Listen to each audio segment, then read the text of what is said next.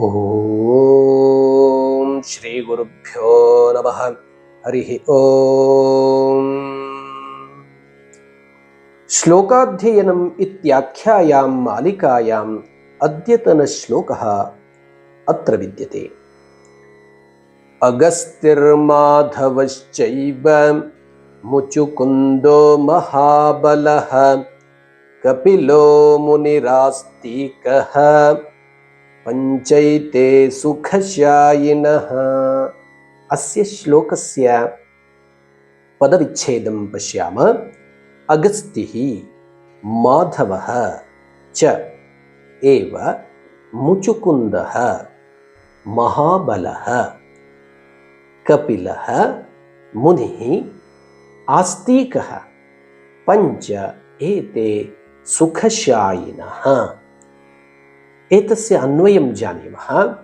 अगस्त्यः माधवः मुचुकुन्दः महाबलः एव च कपिलः मुनिः आस्तिकः एते पञ्च सुखशायिनः. एतस्य श्लोकस्य सामान्यः अर्थः एवं विद्यते. शयनात् पूर्वं वयम् एतेषां स्मरणं कुर्मः, यतः एते सुखशायिनः भवन्ति. शान्तस्वभावेन निद्रां कर्तुं यः इच्छति सः तादृशः एतेषां नामस्मरणं कुर्यात् इति अयं श्लोकः वदति. एते पञ्च सुखशायिनः. एते पञ्च अत्र विद्यन्ते. एते अगस्त्यः, अगस्त्यस्य पुत्रः अगस्त्यः, पुनश्च माधवः, माधवः कृष्णः, मुचुकुन्दः महाबलः, महाबलः मुचुकुन्दः, पुनश्च मुनिः कपिलमुनिः अथवा आस्तिकमुनिः.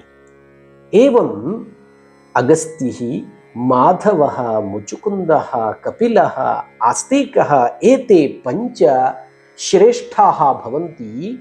एते सुखशायिनः भवन्ति. अतः रात्रौ शयनात् पूर्वं वयं यदि एतेषां स्मरणं कुर्मः तदा दुःस्वप्नाः न जायन्ते, दुःस्वप्ननाशकाः भवन्ति. एते सुखं शान्त्या वयं निद्रातुं शक्नुमः, विश्रान्तिसुखम् अनुभवामः इति धिया एतेषां नामानि स्मर्तव्यानि.